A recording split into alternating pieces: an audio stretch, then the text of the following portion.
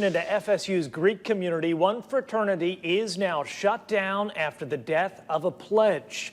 Pi Kappa Phi announcing this afternoon it is closing the FSU chapter. Good evening, I'm Eden Schultz. And I'm Julie Montanaro. The fraternity says that local chapter violated policies at a social event. That was the day before 20-year-old pledge Andrew Coffey was found dead. His body discovered at a home on Buena Vista Drive in Tallahassee. Authorities still investigating the cause. An autopsy report has not yet been released to the public. Our Tiffany Lewis has been following this story from the beginning. She joins us live now with more. Tiffany. Julie, Eden, this is certainly a big decision by Pi Kappa Phi's nationals. When we spoke with them a week ago, they said they were suspending the fraternity's operations pending this investigation. But today they actually announced that they're going to be revoking the chapter starting immediately. They say this decision comes after they determined that the charter broke certain social event policies on November 2nd. That was the night of a party that Andrew Coffey attended right before his death. Now, all chapter events, membership, and activities will cease immediately. But as for the house itself, it's owned by the Beta Eta Housing Corporation, who says they're working to try and figure out a way that the brothers who currently reside in the house can stay for the remainder of the semester. But at this time, it's unclear if that will be a possibility. Now, there's no further details as to which exact policies were broken to end up in this chapter being revoked, but we're working to get that information. We'll have more as soon as it becomes available to us. Julie, Eden, back to you. And of course, police say this is still an open criminal investigation into how Andrew Coffey died. Tiffany, thanks for that. In Taylor County, police say a domestic dispute led to a shooting. Perry police say that happened at about 6:45 this morning at a home in the 100 block of Grove Avenue, right off of Puckett Road. Alicia Turner is live right now in Perry. Alicia, 2 people shot today?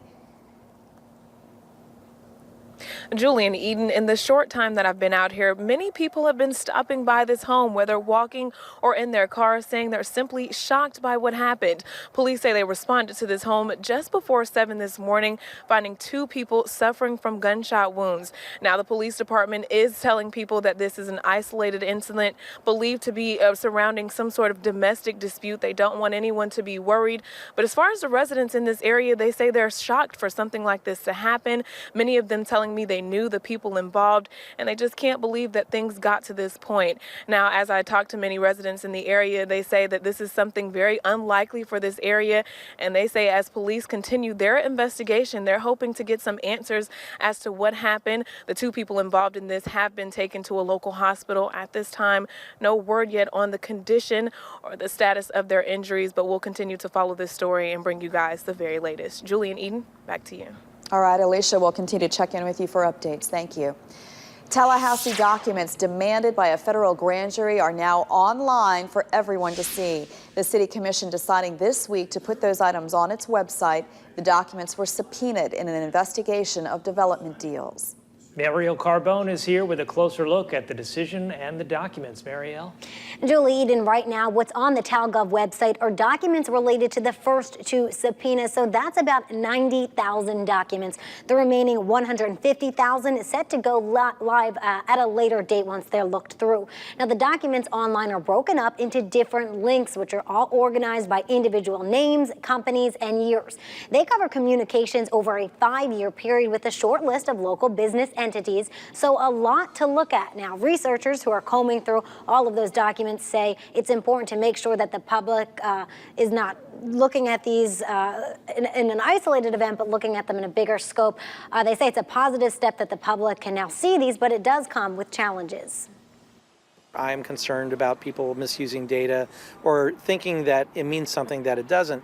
But on the other hand, the public interest is being served by having this information public, particularly at this point in time where there really is a serious lack of trust. So again, warning that anyone's reading these should be looking at these under a big context and not just looking at one tidbit of information as a smoking gun. Now, I did reach out on social media asking if anyone actually plans to look at these documents. And the response I'm getting today, a majority of people, about half of them saying, no way. Okay, they'll leave that to you, Marielle, to decipher them. Everyone else looking through them for sure. Thanks, Marielle. Well, people in Tallahassee on the lookout now for black bears. That's after 2 of them were caught on camera this morning in a neighborhood on the west side of Tallahassee Our Lenitra Bennett talking with people who live nearby. Lenitra.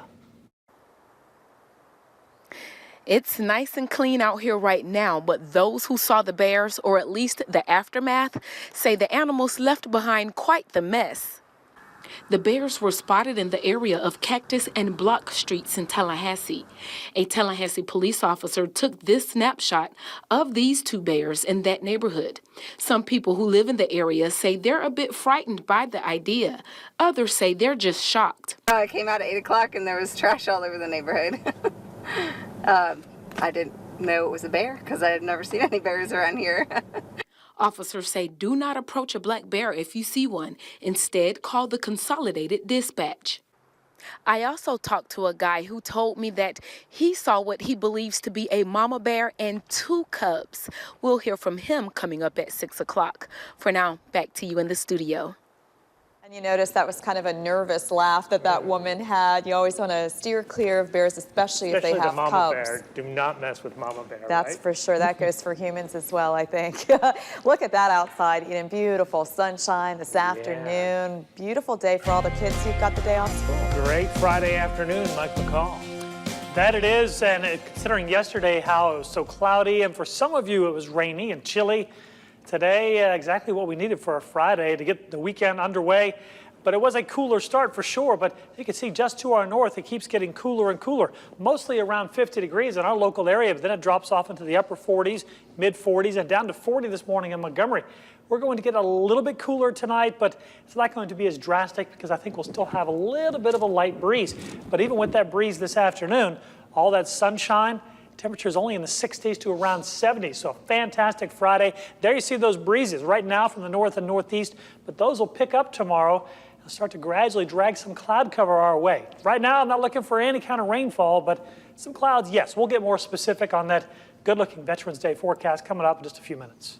For now, feeling good out there. Perfect timing for it, too. Thank you, Mike. Well, we're only one day away from Veterans Day. That means thousands of people getting ready to line the streets of downtown Tallahassee to honor those who serve. Veterans also setting up for tomorrow's big parade. We're told there will be some changes to the lineup this year. Our Erica Fernandez tells us what to expect. I'm at the Florida-Vietnam Wall right now, where FSU ROTC students are standing guard for 24 hours. Now, they'll be rotating every hour on the hour, and it's all in conjunction with the Veterans Day Parade tomorrow. This year's parade will be held on Saturday morning, and it's expecting to bring in folks from all across the state. But there's one major change to this year's parade that organizers are the most excited about. Hometown Hero is focusing on a citizen that goes out of their way to help the community, and this year's hero goes above and beyond helping homeless veterans find the help they need. There are 100 entries in the parade this year filled with local businesses and local veteran groups, all recognizing the importance of this national holiday. This parade is our time to come out and say thank you to our veterans, show them that we appreciate them, and it's very important. Tallahassee is a big veteran community. They're very strong here. And it's really important. Everybody has come together. Conway tells me TPD and LCSO both will be out here tomorrow monitoring the area and keeping everyone safe. But she also tells me that there won't be any extra or heightened security. She says being surrounded by thousands of veterans, usually everyone feels pretty safe. Now, there is a list of road closures that everyone should know about, and there's a full list of that on our website, WCTV.tv. Reporting in Tallahassee, Erica Fernandez, WCTV Eyewitness News. That's right. We certainly hope to see you on the parade route in the morning. Tallahassee has a wonderful Veterans Day parade. If you haven't been, it is time that you head down there. Bring your chair, bring your flag. It's a really special day. Come on out and salute the troops. Grab one of those little flags that you hand out. And still to come on Eyewitness News at 5, the latest health trend, mermaid workouts. Yeah. Before you laugh, you might want to hear about the health benefits of the exercise. That's next. Stay with us.